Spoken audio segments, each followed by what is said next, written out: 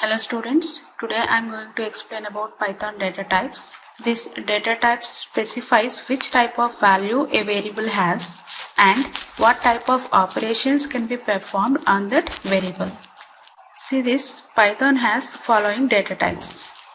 So the first data type is numbers data type. So this numbers data type have three types. Those are integer data type, floating point data type and complex data type. Again, this integer data type have one more data type, that is Boolean. This Boolean data type have two values. Those are true or false.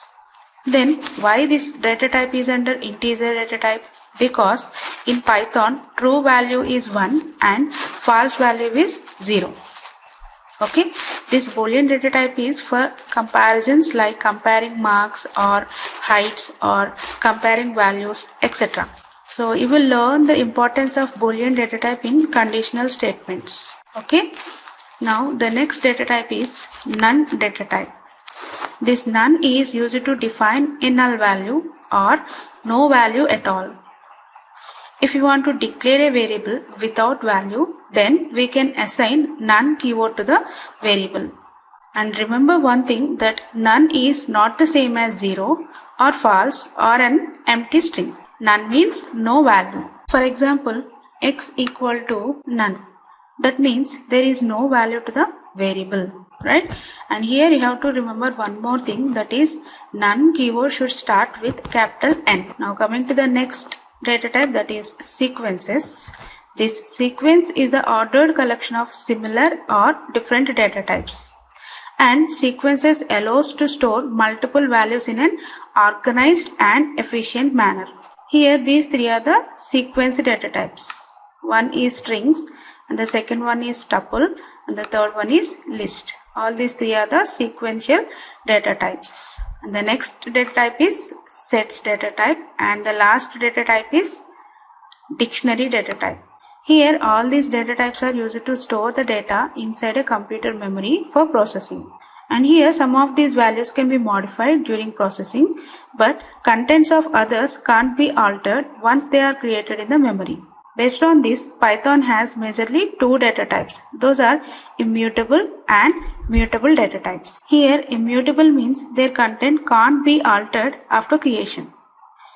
And mutable means their content can be modified. This immutable data type consists of numbers, strings, and tuples. And this mutable data type consists of list, dictionary, and sets. Now let's discuss about these data types one by one.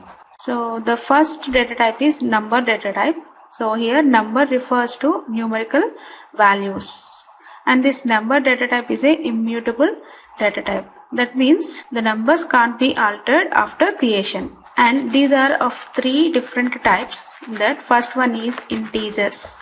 Integer means all the positive, negative, whole numbers are referred to as integers. Right? And the second one is floating or floating point. So if the number with fraction or decimal point are called floating numbers, like 2.5, 3.1, all these are the floating values. And the third data type is complex data type. A number with real part and imaginary part is called complex number. Okay, let's see an example. Here a equal to 5. Now I want to know the variable data type. For that, here I am using type function, type of variable a. Here this type function will return what type of object it is or what type of variable it is. So here this print statement will display 5 is of type class int. That means this 5 is represented by integer class, right? And here the second variable value is 2.0.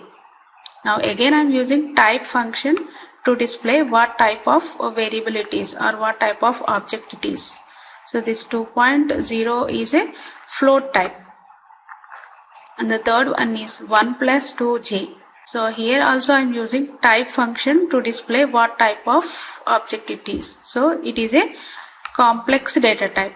because this number have a real part and imaginary part. So here in Python, if you want to write imaginary numbers, we can use small j or capital J. Now we'll see it practically. Now a equal to 10. Now I want to print the type of a variable a. For that I am using type function. Type of a is comma type of a. Now run the code. So the output is this 10 value is integer type. Now b equal to 2.5 and print type of b is type of b. Now again we'll run the code. The output is type of b is float type. And now we'll see the third one, that is c equal to 1 plus 2j and print type of c is type of c. Now we'll run the code. So the third one is complex type. So this type function will return what type of object it is. Python sequences. So here sequence is an ordered collection of items, and here we are using index to access the values, and here index starts from 0, and these are the types of sequences: list, strings and tuple. In these sequences, list is a mutable data type and string and tuples are the immutable data types. Now the first sequence is Python list. Here list can be created by placing the elements within square brackets, and we can use comma to separate the values. And here this list is an ordered sequence of items. That means here we can use index to access the elements. Here index starts from 0, and you have to remember one thing, that index must be an integer type, right? And this list is a mutable data type.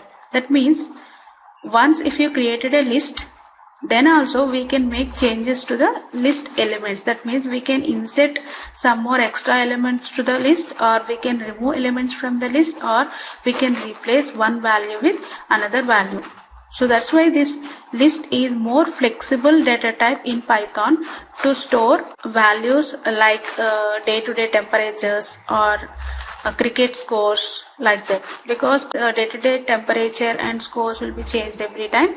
So to modify the data, we can use this list data type. And here list can contain any number of elements and any type of elements like strings, integer, list, etc. For example, a equal to 1 comma 2.2 comma Python. That means this list have different type of elements, like one integer type value and one float type of value and one string type of value. And if you take the second example, here this list have only the same type of elements. Those are integer type of elements. So now in order to access this list items, we can use index number. So here index starts from 0. That means this first element index is 0, second element index is 1, third element index is 2, 3, 4.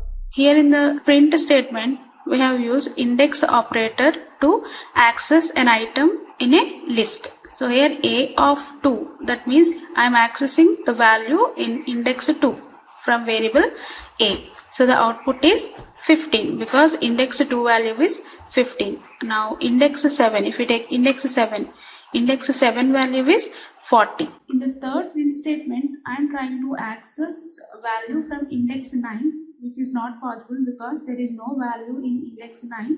Then the Python interpreter will throw an error, that is list index out of range, because there is no value in index 9. Now we'll execute the code. For example, my underscore list equal to 3, 6, 8, 9, 10 and 11. Now I want to access the element in index 0. So print my underscore list of 0th index. So this will display 3 as an output. Yes, 3 is the output. Now print my underscore list of 7. Now let me execute this one. So this is list index out of range because this index starts from 0 and the last index is 5 only, but I am trying to access 7th index value, but there is no value in index 7, so it throws an error. In place of 7, if I use 5, then again I will run the code. The value is 11 because there is a value in index 5, so it returns the value. But if there is no value in that particular index, then it throws an error. Now the next sequence is tuple. Tuple can be created by placing the elements within parentheses. Here we can use comma to separate the values, and these tuples can contain any number of elements and any type of elements like strings, integers, list, etc. And this tuple is an ordered sequence of items, just same as a list. So in order to access the tuple items, we can use index number. So here the difference between tuple and list is a mutable data type, but tuple is an immutable data type. Tuples once created cannot be modified. So that's why these tuples are called as write protected data. That's why we can use this tuple to protect our data. Like if you want to store student data or if you want to store employee data, we can use this tuple because no one can change the data because it is a write protected data. Now see this example. We can create a tuple by placing the elements inside a parenthesis, right? So this tuple may contain same type of elements or different type of elements. So in this example, this tuple have different type of elements. This is an integer, this is a string, and it is a complex number. And in the next example, here we are accessing the elements from the tuple by using index operator. So here T of 1, that means I am accessing the element in index 1 from variable T, right? In the second print statement, I am accessing the element in index 2 from variable T. So index 1 value is program, index 2 value is 1.302. So here in this tuples also, index starts from 0 and it continues until the end of the tuple. So now we'll execute the code. So we can create a tuple by placing the elements inside parentheses. So my underscore tuple, or you can choose any other variable name, equal to 2, 4, 1.5 and help. Here we can access the elements from tuple using index operator, right? So now print my tuple of index 3. So this will return the value in index 3. Let me execute this statement. The value is hello, but in place of 3, if I use 4, print my tuple of 4, just throws an error because there is no value in index 4. Yes, it throws an error because there is no value in index 4. So let me put hash symbol to this statement so that the interpretable treat as a non-executable statement. Now these tuples are immutable. That means we can't perform the operations like inserting elements or deleting the elements or replacing the elements. Let me check that one also. My underscore tuple of index 1. Now I want to replace the value in index 1 equal to students. Let me run this program. So it throws an error because tuple object does not support item assignment because tuple is an immutable data type. So we can't alter it once if you created a tuple. Now I'll create a list here, that is my list equal to, so we can place the elements inside square brackets, right? So here 1, 2, 3, 6. So these are the list elements. Now I want to check whether it is a mutable data type or not. For that I want to replace one value here. my underscore list of, here also I'll take index 1. I want to replace the value in index 1. So 1 equal to quotations students. Now I'll run the code. But before that, I'll put hash here so that the statement is non-executable statement. Now I'll run the code. So here there is no error because this list is a mutable data type. That means we can change the elements. That means we can insert the elements into the list, or we can remove elements from the list, or we can alter the elements in the list. So that's why there is no error. So I'll display this list here. Print my list. So this is the updated list. So initially index 1 value is 2, but now index 1 value is student in A. So here the major difference between tuple and list is tuples are immutable data type and list is mutable data type. That means we can't modify it once we created a tuple, but we can modify the list because list is a mutable data type. Now the next sequence is string. A string is a collection of one or more characters put in a single quotes or double quotes or triple quotes. And in Python there is no character data type, so even a single character is also treated as a string in Python. And the string is also an ordered sequence, so we can access the individual characters using index. And just like tuples, these strings are also immutable data type. That means once we created a string, we can't modify it. So see this example here. So we can use double quotations to the string, or we can use single quotations to the string, or we can use triple quotations. It may be 3 double quotations or it may be 3 single quotations. Right? So this print statement will display value of string 1, string 2, string 3 and string 4. Right? Now we'll see an example. So here s equal to Basar. So it is a string because it is in quotations. Right? Now we can access individual character also by using index here. So now I want to access one character from the string. So print s of 0. So this statement will return the character in index, that is b. Now this string is also an immutable data type just like a tuple, so we can't alter it, right? So let me check it. Now I want to replace one character, that is I want to write capital B in place of small b. So s of 0 index value is equal to capital B. I'll run the code. So it throws an error. So string object does not support item assignment because this string is an immutable data type. So we can't alter it once we created a string. So here the next data type is set data type. Set is an unordered collection of unique items.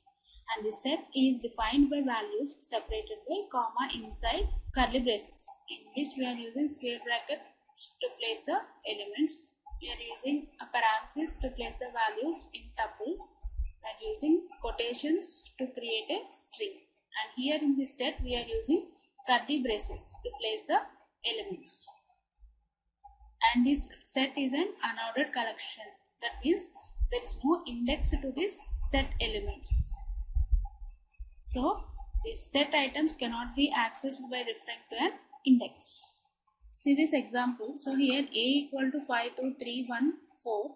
These are the values. So here we can place the values inside a curly braces. So that is called set. So here by using type function we can display the type of the object. So what is the type of object here? It is a set class. So the output is set. Right? And in the second example, this variable a have duplicate elements, but this Python set allows only unique values, right? So when I display this variable a, the output is 1, 2, 3 only because this set contains only unique elements. ignore the duplicate values. So we'll execute the code now. So to create a set, we can place all the elements inside curly braces. So my set equal to inside a curly braces 1, 3, 4, 5, 5, 6. Now print my set. Now run the code. The output is 1, 3, 4, 5, 6. So here 1, 3, 4 and 5 repeated for 2 times, but it takes only for 1 time, and the last value is 6. So this set contains only unique elements. It ignores the duplicate values. Now the next data type is dictionary. This dictionary is also an unordered collection of key value pairs. So here there is no index because it is an unordered collection, and at the same time this dictionary contains keys and values. That means for every key there is a value, and we can create this dictionary by placing the elements within curly braces. Here we can use comma to separate key value pairs, and here values in a dictionary can be of any data type and can be duplicated, whereas keys can't be repeated and must be immutable. And here, in order to access the items of a dictionary, refers to its key name, and here key can be used inside square brackets. So that means in a list and tuple we are using index number inside a square brackets, but in dictionary we are using key inside a square brackets. So here see this example. So this 1 is a key and this key is also a key. So here for every key there is a value. This RJGet is a value and 2 is a value. So this type function will return what type of object it is. It is a class dict. Now to access the values from the dictionary we are using key inside a square brackets.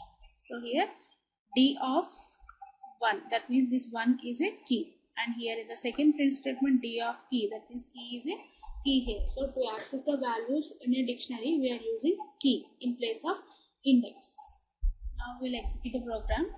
My dict is a variable name is equal to curly braces. So here dictionary contains key value pairs, right, and the keys must be immutable. So here I am using integer, that is 1 colon apple.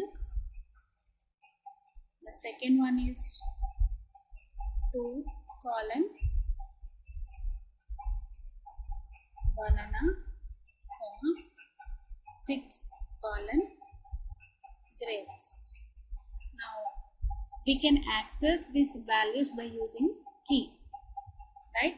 So now print of my dict of key 6. So this will return the value in the key 6. So the value is grapes, and this dictionary is a mutable data type. That means we can change the values or we can insert key value pairs into the dictionary. Let me check it. So my underscore dict of, here I am using key, that is 2. Actually this key value is banana, but now I want to replace it with mango, and I'll print the dictionary, print my dict. So I will run the code. Initially this value is banana, but now this value is mango. So that means we can change the values in a dictionary because dictionary is a mutable data type, and we can use type function to display what type of object it is. So print type of my dict. So this class is dict. That means this is a dictionary data type. Now the next topic is type conversion. Sometimes when we want to change the data type, there we can use this type conversion. The process of converting a Python data type into another data type is known as type conversion. And here in Python there are mainly two types of type conversions. Those are implicit type conversion and explicit type conversion.